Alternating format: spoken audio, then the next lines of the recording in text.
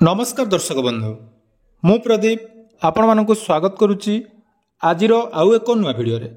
तो दर्शक बंधु जदि आपण मानक पाखरे लेबर कार्ड टी अच्छी ताले वर्तमान आपण मानक राज्य सरकार तरफ बहुत किछि बेनिफिट मिलुची। जेमिति कि आपण माने लेबर कार्ड टी थिले आपण मानक झीर बाहागर पई जाकि 50,000 टंका पर्यंत सहायता पाउचंती।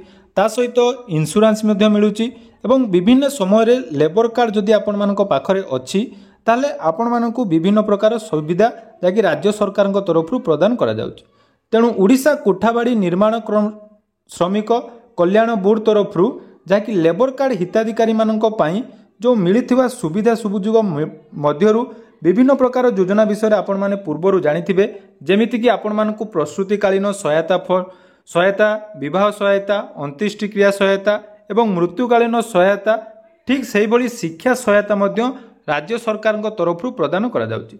तो जदि आपण मानक पाखरे लेबर कार्ड अच्छी ताले आपण मानक पिलांको पाठ पढ़ा पई राज्य सरकार जहाँकि वर्तमान 40,000 टंका पर्यंत वार्षिक सहायता प्रदान करुचंती। एवं गोटे इंपोर्टाट कथा है जो अपडेट विषय बा 40,000 टंका शिक्षा पाई बा आपण मानक पुओ झीओं पाठ पढ़ा पई जो आपण माने पाइबे तार देखंतु आवेदन शेष तारीख सेप्टेम्बर मास 30 तारीख अच्छी।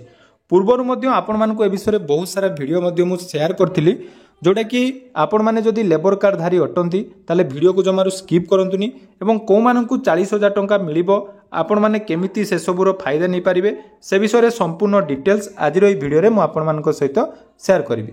तेणु वीडियो आरंभ करिया पूर्वरु जदि चैनल को प्रथम थर विजिट करचंती वीडियो को लाइक करिवे चैनल को सब्सक्राइब करबा सहित पाखरे थिबा बेल आइकन को क्लिक करी ऑल ले सेट कर देबे।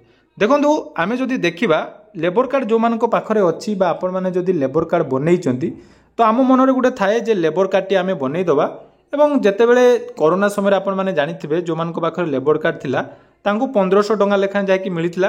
तो तापर टिके लेबर कार्ड रो वैल्यू मध्य बढ़ी जाइतिला जे समस्त भाबुथिले जे लेबर कार्ड टी आमे तयारी करदबा तयारी कला परे आमको जाकि मासको किछि टंका मिलिबो। किंतु देखंतु केवल जो 1500 टंका आपण मानकु थरे मिलिथिला कि दुई थर मध्य मिलिथिला सेटा आपण मानकु गोटे सहायता प्रदान करा जाइतिला।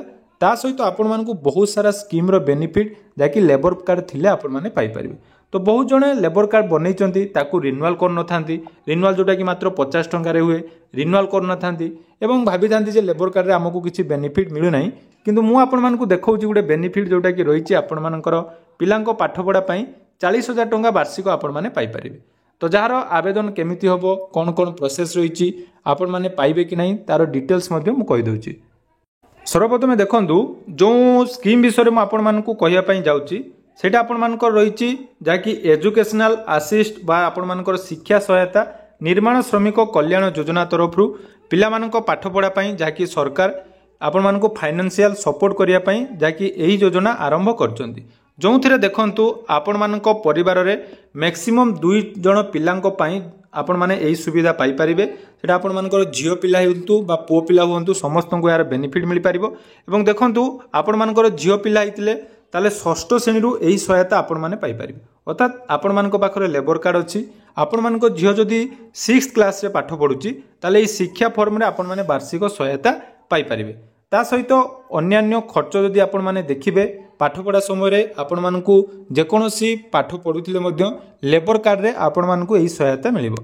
प्रथमे देखंतु जो एथिरे कोन कोन कैटेगरी रहिछि एवं कोन कोन श्रेणी रो पिला मानकु केते टंका मिलिबो देखि पारुथिबे। एठी आपण माने रहिछि जाकि षष्ठ रु सप्तम श्रेणी रो झियो पिला माने जाकि वर्षकु 2000 टंका आपण मानकु प्रदान करा जिवो एवं जोटा कि आपण माने प्रति वर्ष जाकि बेनिफिट पाई परिबे एवं यहा पई प्रति वर्ष आपण मानकु आवेदन करिया पई पड़िबो।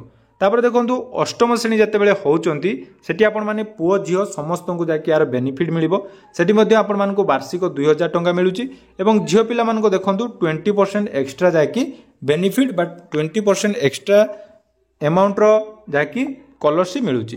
तो देखंतु अष्टम श्रेणी गला नवम श्रेणी पिला मानक पई जो देखिबा वर्षकु 3000 टंका दशम श्रेणी पिला मानक पई वर्षकु 4000 टंका एवं जदि आपण मानक पिला बा आपण मानकर झियो हो बा पुओ हो दशम बोर्ड परीक्षा रे 90% रु एबव मार्क रखुचंती ताले वन टाइम तांकु 10,000 टंका प्रदान करा जाउची। एटा आपण माने जानिथिबे जो भी पिला दशम श्रेणी 90+ रखुची से मानकु जाकि 10,000 टंका पूर्वरु मध्य मिलिची। एई वर्ष बा गत वर्ष जो 10th क्लास एग्जाम हेतिला से ଶ୍ରେଣୀର ପିଲାମାନେ ମଧ୍ୟ ଏହି ଟଙ୍କା ପାଇଛନ୍ତି। ତାପରେ ଆସିଲା ଅନ୍ୟାନ୍ୟ କୋର୍ସ ବିଷୟରେ ଆମେ ଯଦି ଦେଖିବା, ଯଦି ଆପଣମାନଙ୍କର 11th ବା 12th କ୍ଲାସ୍ରେ ଆପଣମାନଙ୍କ ପିଲା ପାଠ ପଢ଼ୁଛନ୍ତି, ଯେଉଁଟାକୁ ଆମେ +2 ବୋଲି କହୁଛୁ, ତାହେଲେ ବର୍ଷକୁ ଦେଖନ୍ତୁ ଲେବର କାର୍ଡ଼ରେ 5,000 ଟଙ୍କା। ସେହିଭଳି BA, BSc, BCom ଏବଂ PG ଷ୍ଟୁଡେଣ୍ଟମାନଙ୍କ ପାଇଁ ବାର୍ଷିକ ଦେଖନ୍ତୁ 7,000 ଟଙ୍କା ପର୍ଯ୍ୟନ୍ତ ରହିଛି।